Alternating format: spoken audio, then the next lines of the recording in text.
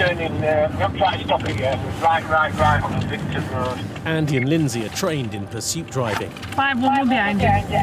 As they catch up with the chase, they signal to pass. Yeah, we're pulling over till he comes through. Tango 5-1.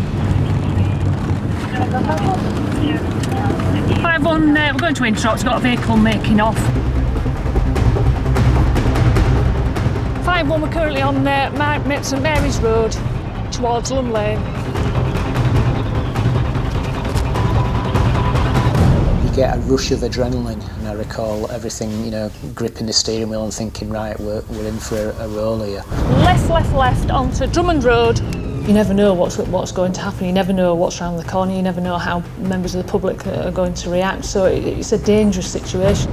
After chasing the van for 2 miles towards Bradford city centre, Andy spots a chance to try and identify the driver and gets alongside the speeding van. Yeah, we've got an Asian male driver, careful. There are many things that we have to consider in a split second. If that target vehicle crashes into a family and causes serious injuries, it's always in the back of our head, what if that were my family or my colleague's family? Left onto White's View. Andy and Lindsay call for backup. Where are you going towards? Right, we're currently on Walker Drive, going back towards general direction of Thornton Road. Lindsay's directions are crucial for the other units making their way to the chase. Speed is now 50 miles per hour. Stand by. The stakes are rising as the van heads back towards busy rush hour streets. It was tea time, people coming and going from work, there's children, it's a highly residential area, the roads were all busy by the traffic lights, etc.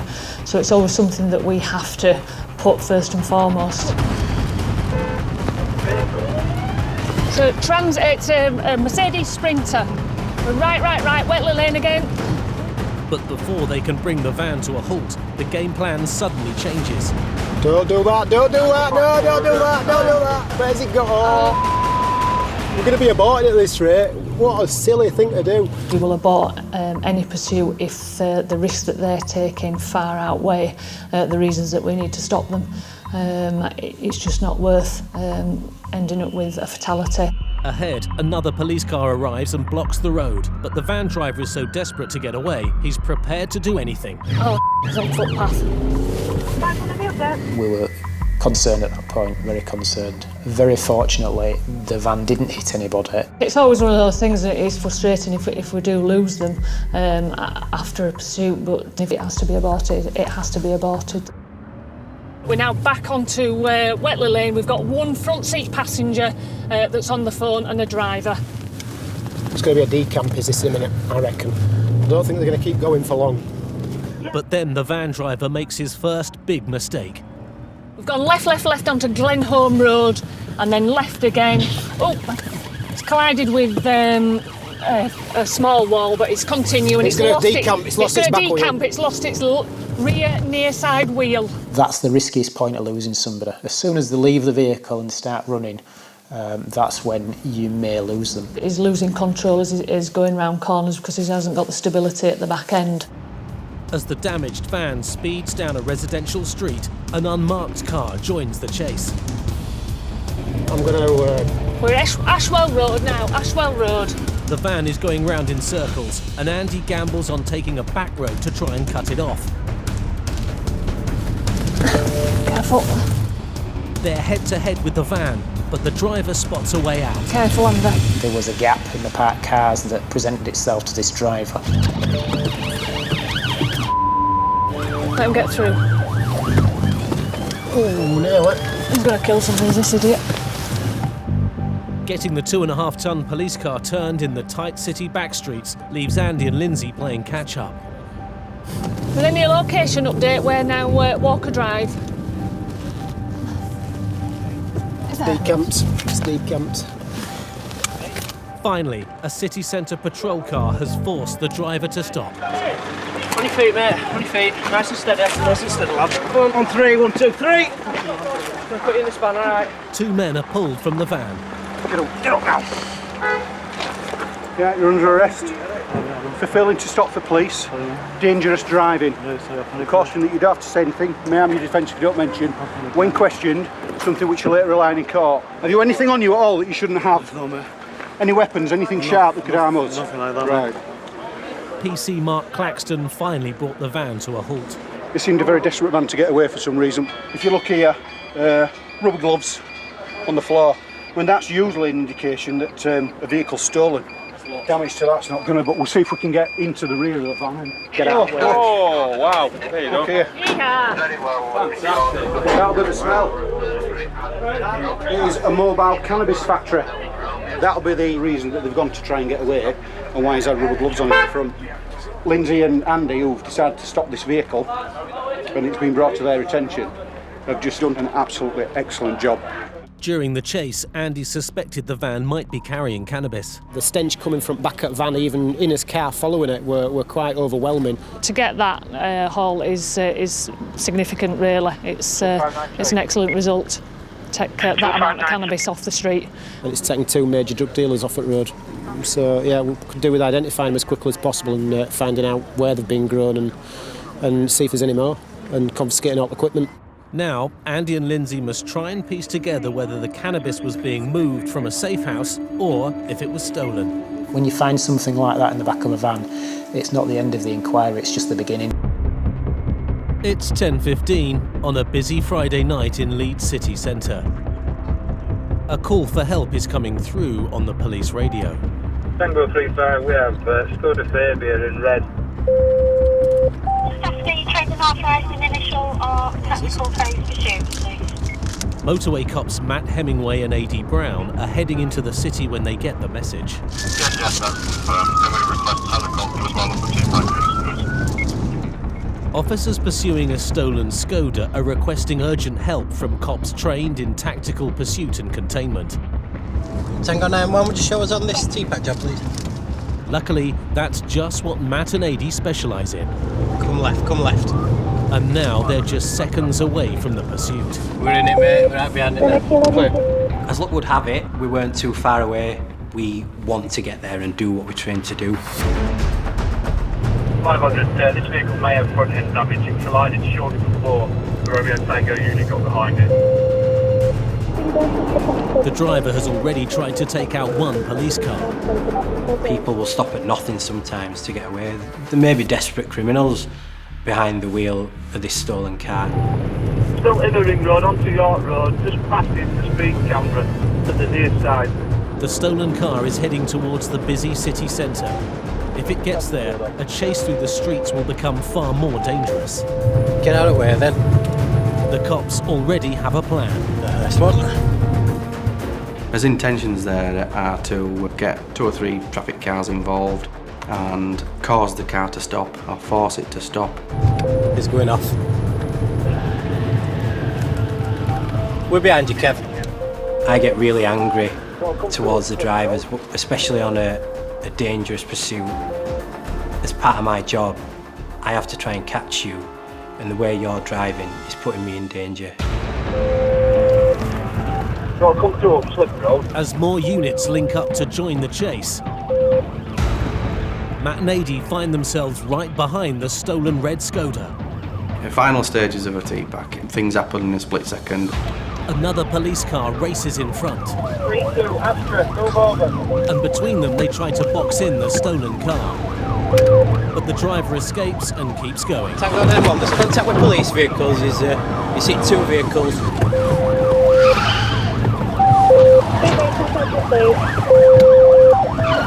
Stand by. He's lost. Go, go, go, go.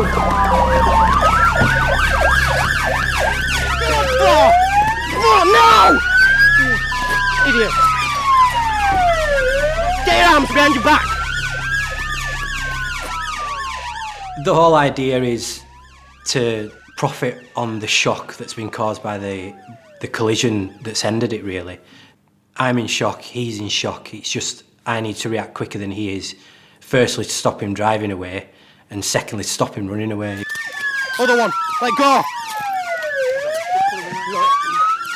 It was only once we had them both cuffed up and we were taking them back to the car that you take a step back and think, hang on a minute. You expect to be looking at a grown man, what you call your typical criminal, but It's just a couple of fresh-faced kids who look like rabbits caught in the headlights. We were chatting about something totally irrelevant and see a car and think, just don't look right. The driver cuts his headlights and turns down a residential street. The amount of times I've chased cars where they've turned the lights off at night, as if it's some invisibility cloak. He clearly wasn't hanging around there, so that makes me think of what is he hiding. This driver is not so keen to hang out with the cops. It's quite a notorious area in Bradford.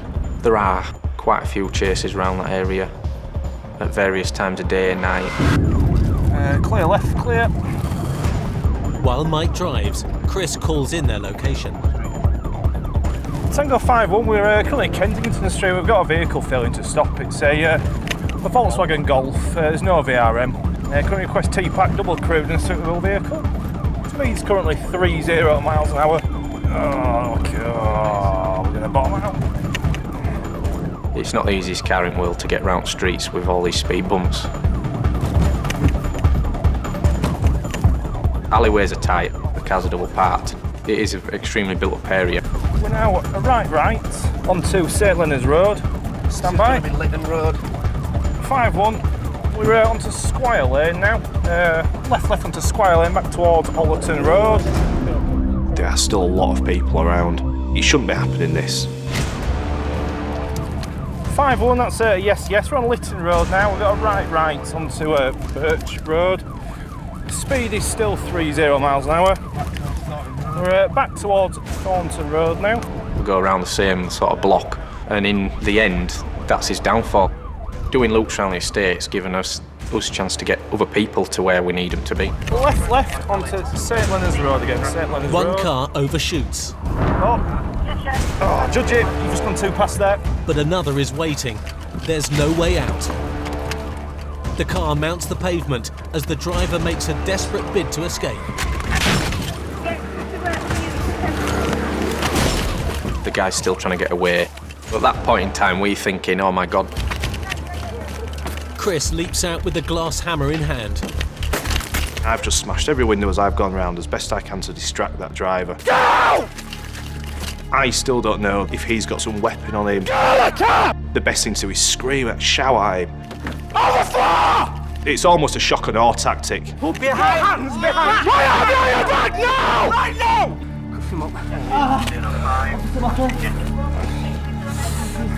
You alright, Spencer? No. Sit there. Sit still.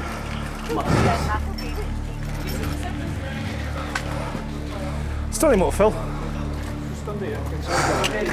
We'll find out what the score is now. I imagine there's going to be some drugs in here. But we'll have a look and we'll see. Well, I mean, Craig and Spencer smashed all windows. Yeah. I know, I've got it all in my fingers now. Have you? Yeah.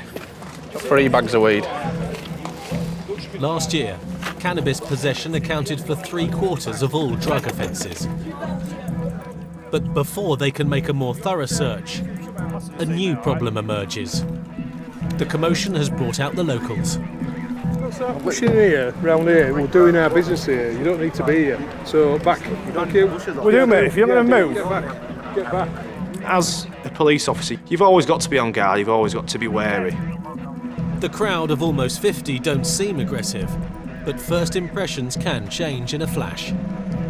In the 14 years since the Bradford riots, community policing on streets like these has helped dispel the tensions of the past.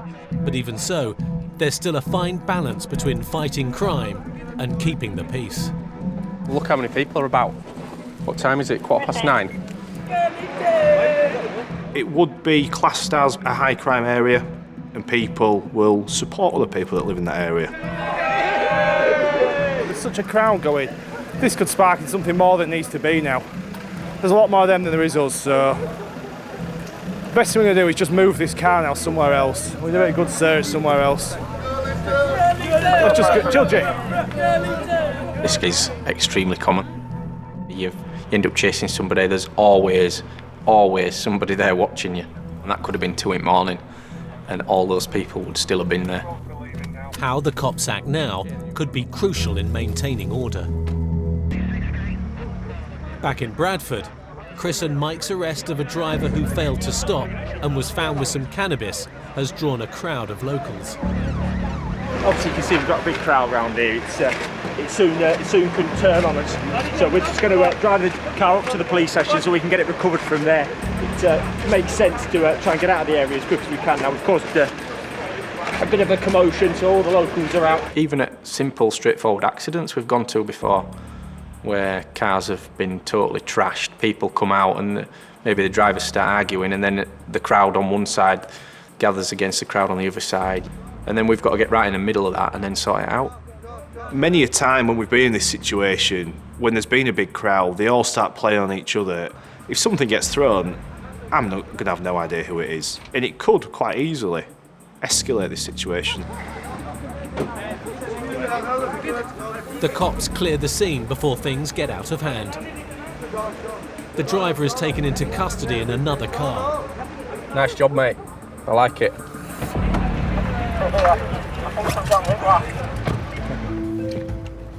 I'll see you back at Ranch. You will. I think much faster now with some of the speed bumps would have struggled in this.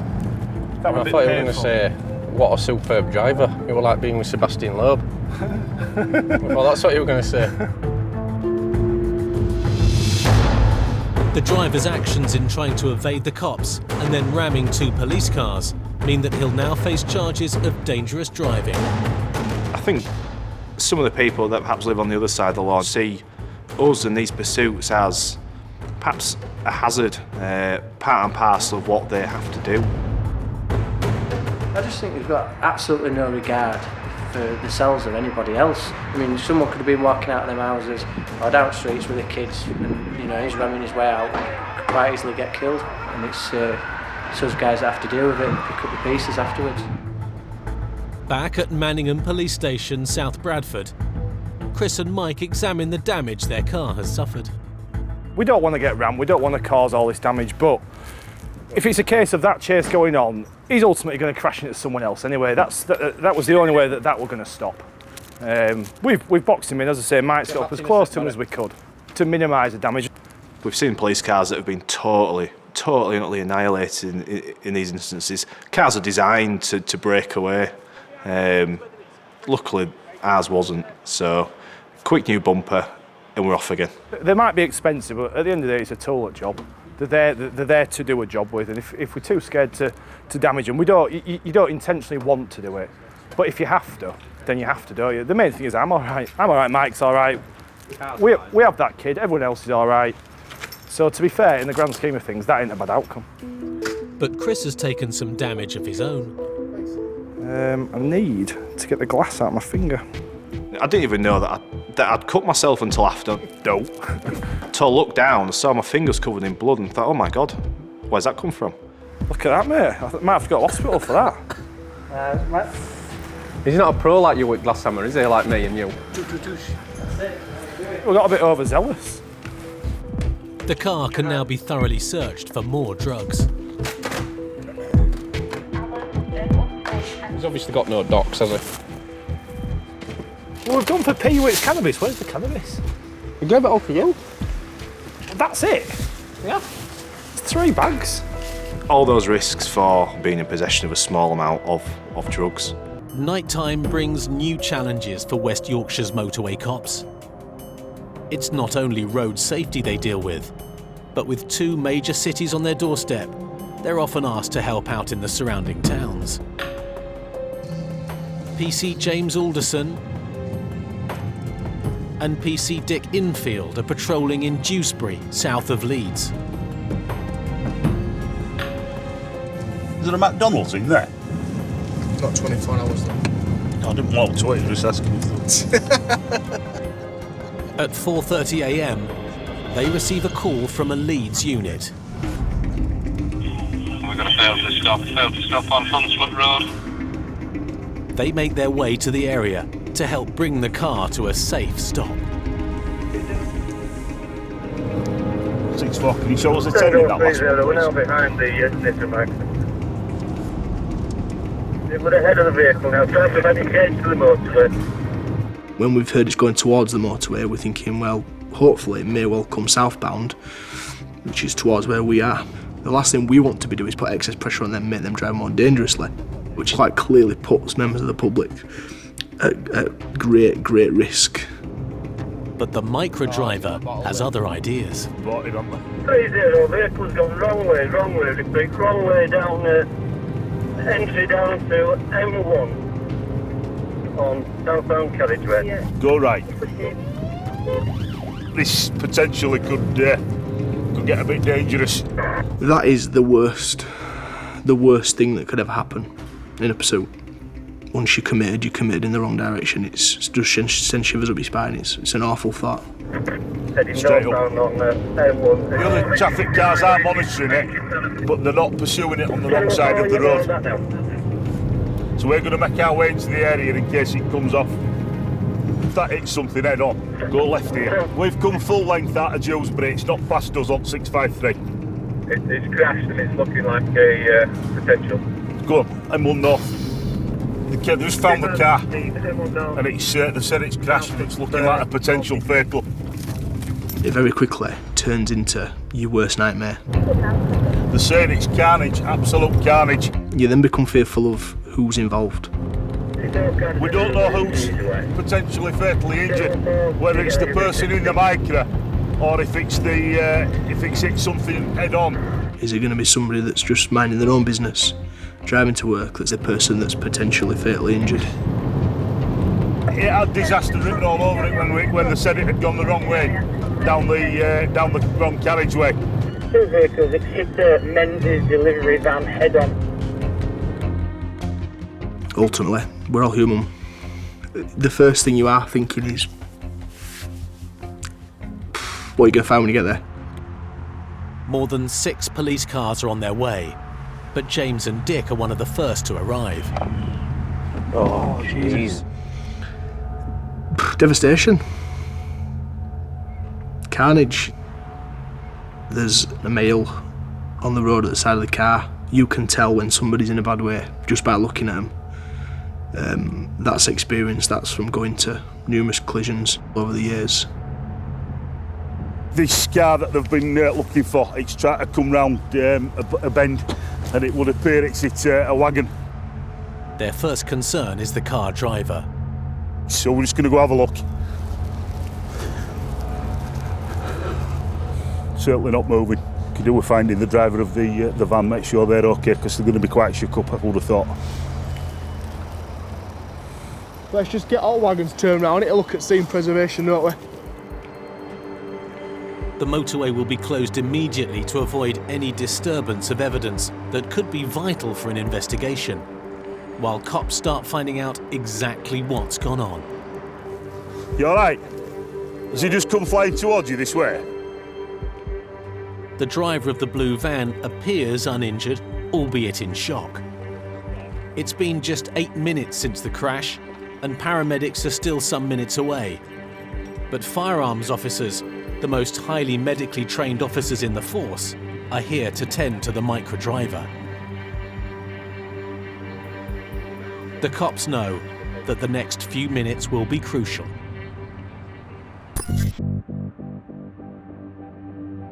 "17 miles west in Bradford, PC's Martin Willis and Lindsay Pickles are approaching the end of their 9-hour night shift.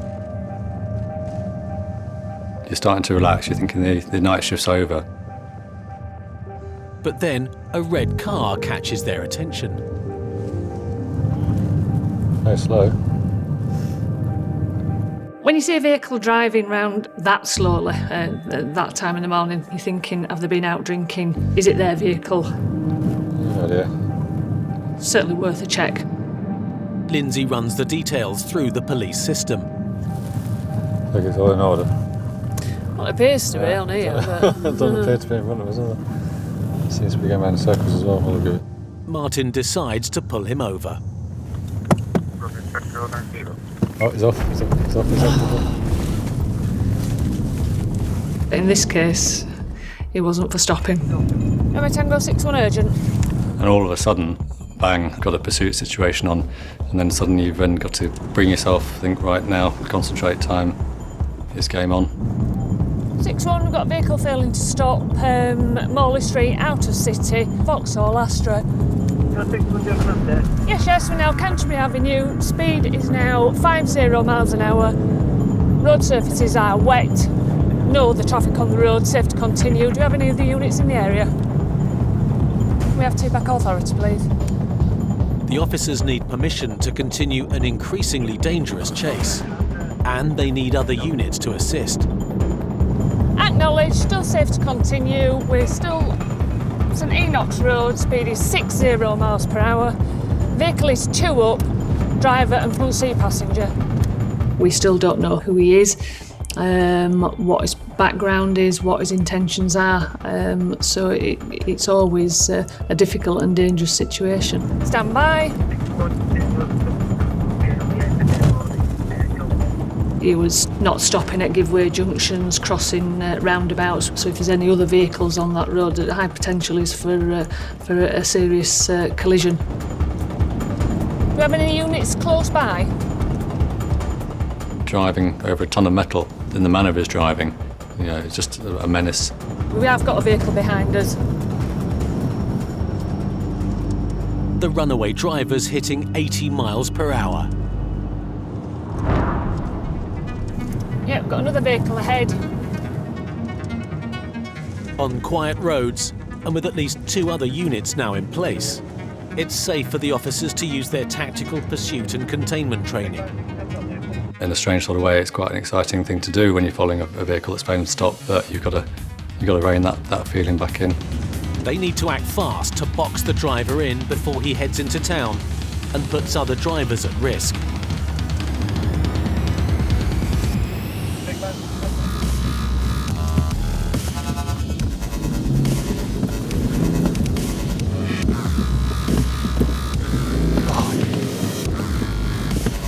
It's a very intense situation. The car isn't giving up.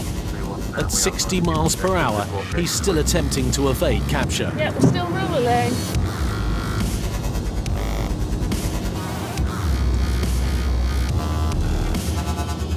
Finally, he makes a mistake. But it's not over. The driver's out. Martin has the passenger, You're right, Martin. while the other officers catch the driver. Got it.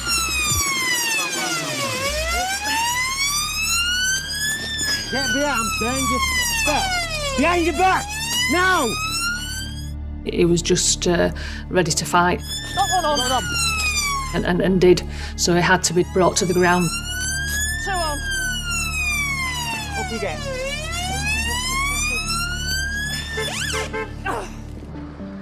The car's not stolen, but Lindsay thinks she knows why he ran. I can smell drink, as I've been trying to get the handcuffs on him. But luckily with no damage, no other members of the public involved. Right, I'm going to ask you for what I call a roadside breath test. Have you ever done this before? Yeah. Yeah. Last night. Last night? What was the result? I'm drunk, yeah, but I can't drive this today. You couldn't drive?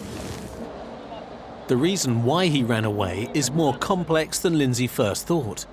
He'd only been released in the early hours of that morning for a similar sort of thing. Just beggars belief, really. He obviously realised what was going to happen should he have stopped. Right, you failed the roadside breath test, OK, so on top of dangerous driving, failing to stop, you're also under arrest on suspicion of driving whilst over the prescribed limit, OK? To continue to do it within 24 hours is just it's unbelievable, really. Each year, there are more than 250 deaths from drink-drive accidents on Britain's roads. My family could have been on that road. I've just utter contempt for people like that. Absolutely utter contempt. And his passenger doesn't seem best pleased either. I'm hungry. Cool. Should we get in the car with him, mate? Had your friend been drinking? Yeah. 2 bottles in a famous cross. Famous grouse. It's Just whiskey, whiskey. yeah. Maybe giggle a bit. Not think he'd have any capability to drive if he had that much.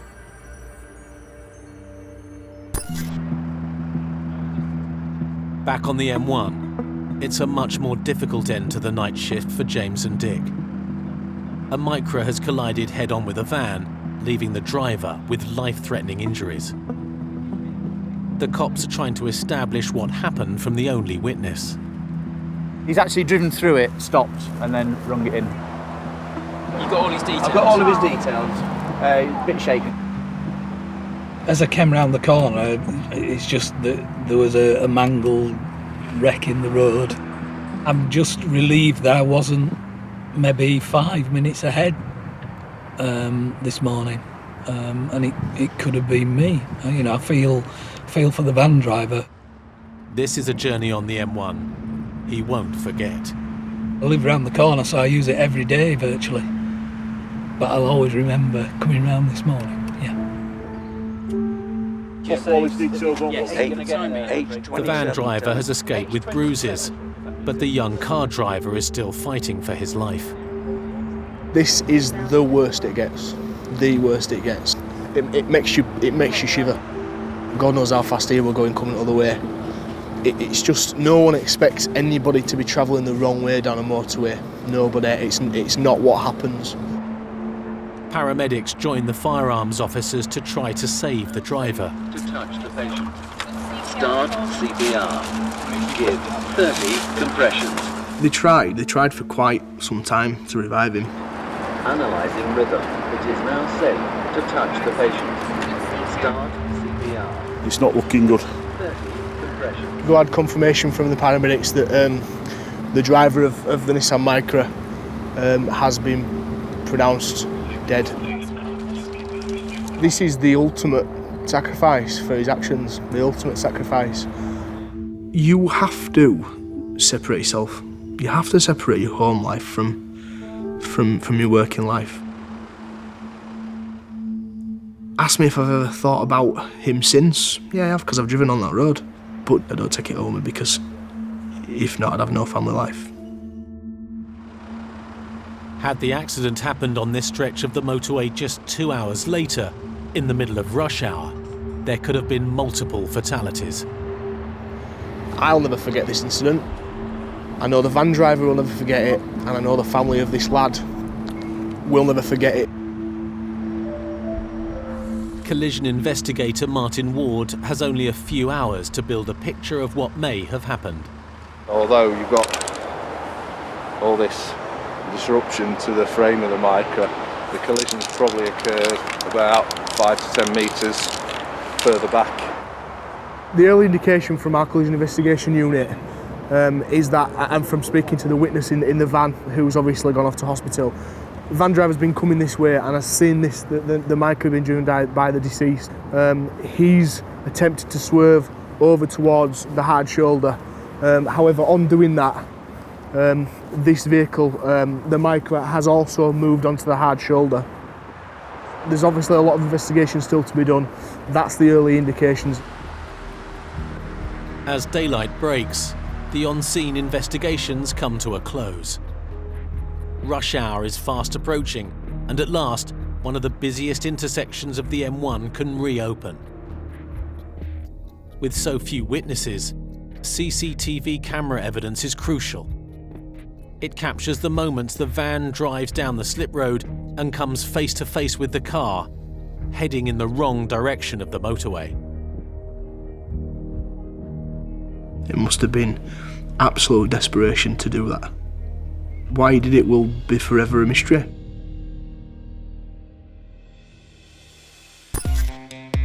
After further investigations, it was found that the car driver who went the wrong way up the M1 was more than 3 times the prescribed drink-drive limit. The runaway driver, who eventually got caught, received 10 months in prison and a 12-month driving ban. As day turns to night and traffic quietens, the motorway cops widen their sphere of operation. Tonight, PC Adam Toll has teamed up with PC Morris Watson. They're patrolling the southern outskirts of Birmingham when a Skoda driving the other way catches their attention. Have a look. Yeah, have a look at that one, yeah. Little young bald-headed chap, doesn't he, from what I could tell? Yeah. Skoda VRS, I think. Yeah. That's the right one. There it is, just gone round the bend. Okay, mate. I think me and Morris have both had the same feeling that something just wasn't quite right. They just didn't sit right in the vehicle. And hanging around, mate, he's all over the shop, he is as well. You sort of see things and you think, well, where are they going? Where have they been? So you just get a gut instinct and you think, well, we'll have a look at it, see what it does, and then, you know, we'll see what happens from there. Yeah, we're just following this vehicle. It's a bit erratic on the road at the moment, and he's certainly not sticking to the speed limit, so we're just going to run him through the police national computer and then go for an early stop. He's slowing down for the cameras. He was all over the road then. The number plate check is now coming through. That comes back to a silver Skoda Octavia, is that the correct vehicle? 3 or 4, yeah, all 3. Yes. The checks seem to pan out, but the way the car is being driven is still giving the cops some concern. The speed limit on this road at the moment is 30 miles an hour, and we're doing about 45 up to 50 miles per hour. My main concern is he a drink driver, or is there something else? We are recording it, so we've got the evidence that we need, and we'll go for a stop after the cone section if you're happy with that. Yeah, same man. Ready? Yep. Good evening. Oh. No, and he's going for it. Okay. The driver spots the blue lights and puts his foot down. Mike Alpha, Oscar Tango 95. We've got a vehicle failing to stop. Bristol Road, intercity, just turning right into Pebble Mill. When we're on the motorway and we get a pursuit on the motorway, it's contained, really. Our current speed is 80 miles per hour. When you come off the motorways, especially in a city centre area like Birmingham, you've got your pedestrians, you've got your cyclists, you've got other people that are driving. The vehicle is getting away from us. Still safe to continue, over. Chases in the city are all about teamwork, letting other units know where the car is headed. Yeah, it's left into Dogpool Lane. Straight on, mate. Braking. And he's left. Temporary loss, stand by. Hang on, mate. He's straight on. Yeah, it's left into Dogpool Lane. Straight on, mate. Still got the vehicle in sight. It's a long way in the distance. The problem is the cop's car is built for the motorway, while the Skoda has the upper hand in the city streets. And the driver doesn't care what risks he takes. As a police officer, you have to make a judgment call. And on this occasion, I wasn't prepared to drive almost 3 times over the speed limit. Vehicle out of sight. Sometimes they get away from you. You know, it's a bit of personal pride, you know, you've lost a car, but that's the way it is. Driving like an absolute nutter, mate, he was. No reports on it yet? That's nicked. I suspect that vehicle we've just been following has just been stolen, and it's probably likely that the owner, so he's not aware the vehicle's gone, just by the manner of the driving that we saw initially at the beginning, it just didn't seem right. And as you saw, as soon as we went to stop the vehicle made off straight away. This time the bad guy has got lucky, but there's a long shift ahead of them, and PC's Toll and Watson never forget a car. Back in Birmingham city centre, PC's Toll and Watson are still keeping an eye out for the Skoda which failed to stop. We actually thought at this time that it's either a stolen car or it's a stolen car with joyriders in, as it's been around the city centre of Birmingham a couple of times now. So we sort of stayed in the area for a few hours just in case it sort of popped out in front of us. Where do you reckon, mate? Should we? Up there and left. It's in this it's around here somewhere. And the cops' decision to keep the area under surveillance from their unmarked car has paid off, even if it's taken a while. Here we go, son. Here we go. There it is. Lo and behold, about 3 hours later, I just spot the car coming towards us.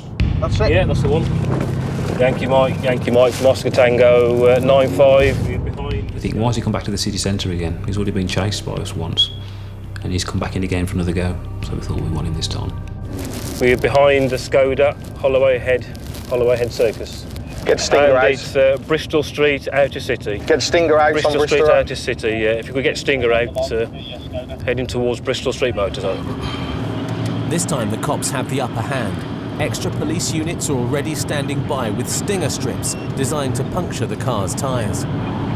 and we get the plan in place where we want as many officers in the area with stingers. We're going to light him up then. After this junction?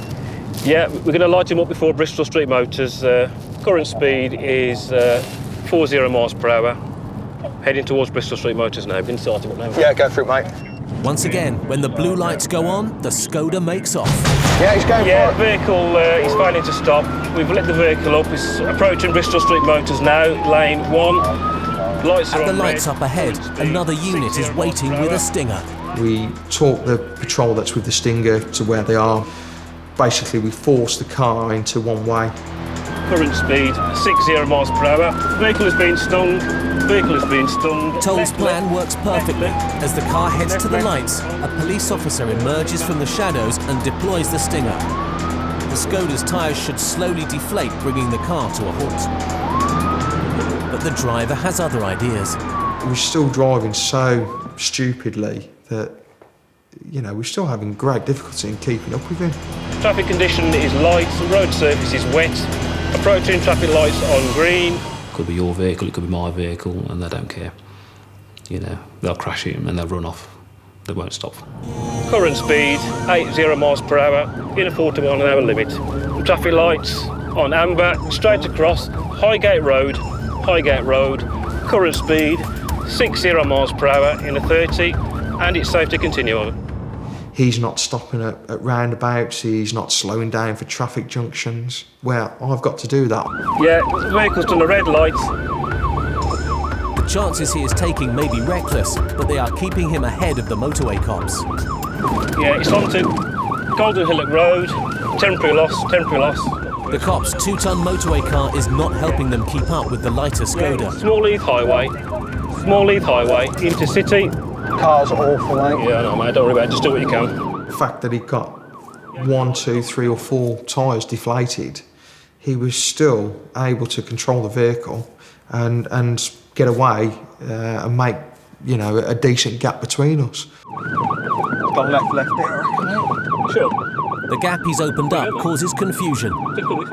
Thought, no, he's got away again now because we've gone the wrong way, and to get back to him, you know, he could be out of sight again. And I thought, no, we can't lose it twice in one night. The cops may have made a mistake, but up ahead, the driver in the Skoda has made an even bigger one. It's all right. Which way? Left here? Left here, follow that one. I think it's up here somewhere. Immediately, they went down a dead-end street, which was brilliant for us. It was the worst thing they could have done. As the Skoda heads into the dead end, other units arrive to help with the arrest. 95 AA by your street. By that time, there was a dog unit behind them, at least another 2 patrols and us, and he got nowhere to go. There are half a dozen cops eager to arrest the 2 men in the car, but PC Toll makes sure he gets his hands on one of them. You're under arrest. Dangerous driving, failing to stop and suspicion of theft of motor vehicle. You don't have to say anything in my arm. Your defence and do not mention when questioned since you later on in court. Anything you do say may be given evidence. All right? The other man, the driver, tried to make a break for it over a fence. Luckily, PC Watson and some colleagues have it covered. All right, chap, listen to me. You're under arrest, suspicion of theft of motor vehicle. Anything you want to say? Okay, then. No. It's a great team effort, proper team effort tonight. The important thing is that we've got a result and no one's injured, and we're all going to go home at the end of the day, including these people as well.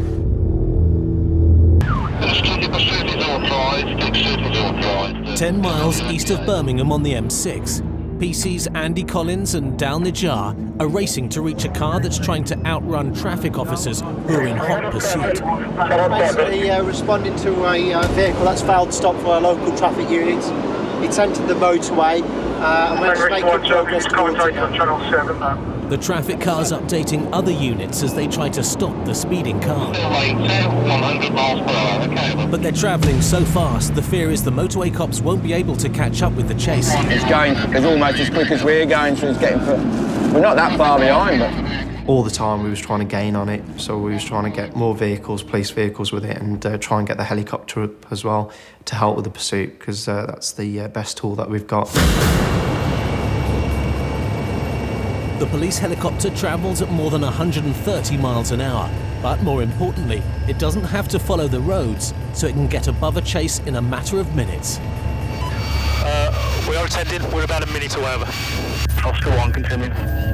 As the helicopter heads cross-country, on the ground, PC's Collins and Nijar are also pushing their car to the limit and are in sight of the chase. Oscar Tango 2-2, we are behind you now. Oscar Tango 2-2, can you move on? I think we need to get behind the boat ASAP. Yes, we are in a Range Rover. I don't know if you guys want to do a passing manoeuvre and we'll take over Pursuit Commander over. PC Nijar's taken control on the ground, and his plan is to surround the car and force it to stop. Get into that lane, mate. Get into the third lane. Speed is 100, 100 miles an hour. We're trying to keep in mind, it's one Asian male driver. Go front, go. Stay here, stay here. Think about that, slow down. Quarter anyway, you're trying to keep him on the motorway, received. Surrounding a speeding car on the motorway is a risky manoeuvre, but one the cops are experts in. They want him staying on, yeah. We ideally wanted to keep it on the motorway, but the car wasn't being driven, it was being driven quite dangerously. Speed is 100, 100 miles an hour. It's changing lanes from 3 to 1. But just as the cops get into position, the driver sees a way out, a junction up ahead. 2-2, he's going to come off. Stand by. It's just what they don't need. With seconds to spare, the driver takes a sharp left towards the exit. The cops' plans have gone out the window. They'll have to think again. It's no good just pursuing a car. We've got to have a plan to be able to stop it safely. A chase off the motorway through busy streets can be much more dangerous. The traffic patrol offers an extreme solution. Can we get tactical contact before this gets out of control, please? We can take him out. Tactical contact means deliberately hitting the car and forcing it to stop. But it's rarely sanctioned, and this is no exception. Tactical contact is not authorised. Use to back up, lead up to the helicopter. Alpha Oscar 1, confirm you have got eye with us. To confirm, we are above and we are recording over. With the arrival of the chopper, senior officers have decided it's safer to pull back. Yeah, basically the helicopter's above now. We're into the Warwickshire area onto A Road, so we're backing off because the helicopter will give the commentary and it's more safer then. At the moment, we're just going to think of some tactics now. Just bear with me. With the helicopter keeping an eye on where the car is going, the cops regroup to plan their next move. Right, one, have we got anyone with Stinger ahead of us? If they can get ahead of the car, they can use a Stinger strip to puncture its tyres and bring it to a stop. What we're trying to do is get this vehicle stung and hopefully go for that perception. If not, if we get a chance, we will T-pack this. We will do what we call a boxing manoeuvre on this vehicle. We were on country roads, some of them were unlit. He was going at high speed, sometimes on the wrong side of the road as well. So, you know, you're always thinking at the back of your mind what could happen. Roger, he's into the village and we've got about an hour's worth of fuel on it. The plan depends on the helicopter keeping tabs on the car and letting the cops with the Stinger know exactly where it's headed. Tango Charlie 7-4, we're in Brinklow now with Stinger. So Charlie 7-4 in Brinklow with Stinger. Alpha Oscar 1, update, over. Roger, Alpha Oscar 1, still B4027, I think it was, about to enter Brinklow. Towards Brinklow, we're Tango Charlie unit, call sign in Brinklow with Stinger. Call sign again, over. The Stinger unit's in place, but something's gone wrong. Did they sting him there? Because there was a car sat there. 7-4, we weren't quick enough. The cops were in the right place, but they couldn't get the Stinger deployed in time.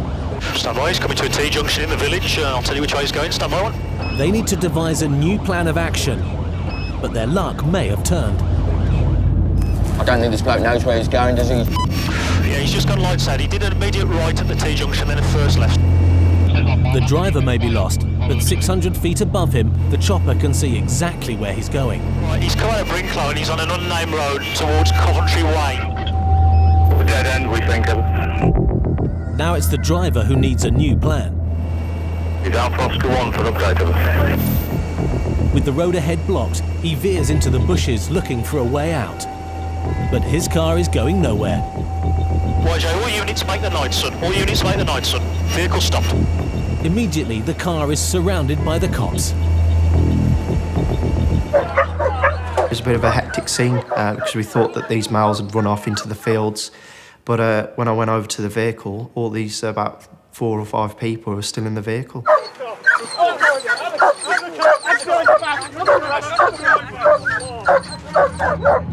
Okay, after 3, 1, 2, 3, get up. We'll worry about that later, matey.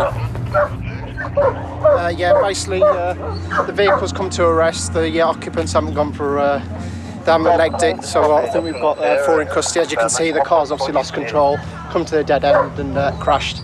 There are 4 teenagers, but the one the cops really want is the driver, who's tried to pull a fast one. The driver's trying to be clever and he jumped into the back seat, so he couldn't be identified as the driver, but luckily one of the traffic vehicles that were behind it originally could ID the driver straight away.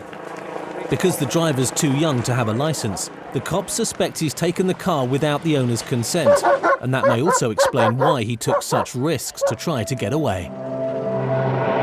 The use of police helicopters to keep track of criminals trying to flee from the cops is on the increase.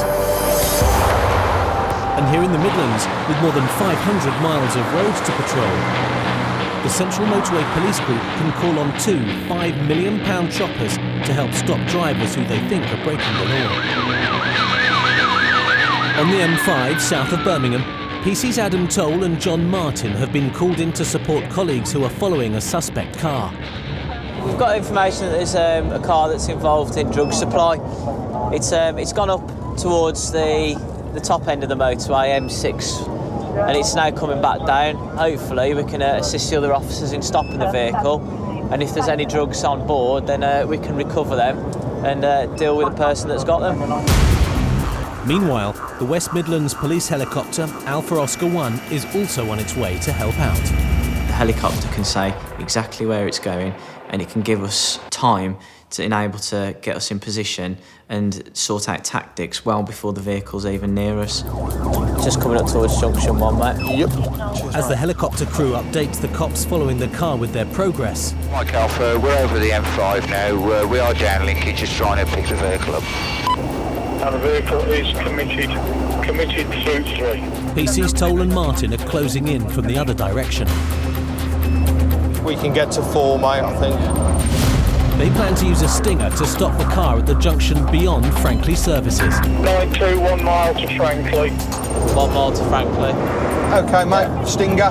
Yeah. Mike Alpha. Yeah, we'll have stinger ready at junction 4. If the vehicle does fail to stop when the officers put the lights and sirens on, they'll be able to force it off at junction 4 and we'll be able to sting it, get the vehicle stopped, hopefully get the drugs. Everyone's a winner. Things never sort of happen that way though, do they? 92, all patrols in Air 1. It looks like he's coming off at Frankley. The suspects in the car may be wise to the cops on their tail. Mike Alpha, I have got an off at Frankley services, off at Frankley services. There's no place for the stinger now. Yeah, OK, we make up that way then. As the driver heads into the service station, 2 unmarked patrol cars quickly move to block his exit. Vehicle stop. But it looks like he has other ideas. He accelerates away, leaving the cops scrambling to catch up. Mike Alpha, we've got vehicle failing to stop now. He's going to be making his exit now back on towards the motorway. They lose sight of the car for crucial seconds as it speeds through an underpass. Failed to stop. Joining junction 4, M5. But just as PC's Toll and Martin pull into the services, one of the unmarked patrol cars catches up with the driver. Mike Alpha, vehicle is around the back of the service station and now he looks like he's boxed in. This time he's going nowhere. Yeah, we do have the vehicle stopped and 2 detained though. As PC's Toll and Martin get to the car, it's all over. If you can do so, maybe give me attention, son. The arrested men appear to have no drugs on them, but the helicopter crew noticed something as the car emerged from the tunnel. It did look like he threw something out as he was going through the underpass of the main service station. He threw something out of the window. Basically, it's come onto the services, rammed the silver police vehicle here and tried to make good their escape. They've got nowhere to go, and 2 have been detained for possession with intent to supply. Yeah, Where have they lobbed the stuff, man? Under the tunnel. The common rule of thumb with most people that are carrying drugs is once they've got the police behind them, they'll do everything they can to get rid of the evidence. The vehicle have managed to get a split-second blind spot on the police vehicle, and they've obviously disposed of the drugs. Finding those drugs is key to their case. Luckily, PC Martin has located the bag, or at least what's left of it. The bag of white powder has been thrown from the vehicle, which is underneath, just underneath the bridge. What we're looking at doing is the bag has split. It looks like it's possibly ketamine or cocaine. We just need recovery of it. The drugs had hit the back of the sign, and it had caught all in the bottom of the sign at the back. It had gone on the floor underneath. It had gone on the pavement, on the roadway. So you can imagine turning up to a job and thinking, where do I start? This was one of them. It's a good job it's not windy, isn't it? We'd have all had a face full of it, isn't it? Immediately we're thinking, right, we need to preserve this, but how? Well, the other option is get a carry bag from the... just to cover it up, because if it starts raining, I mean... Yeah, that's it all gone.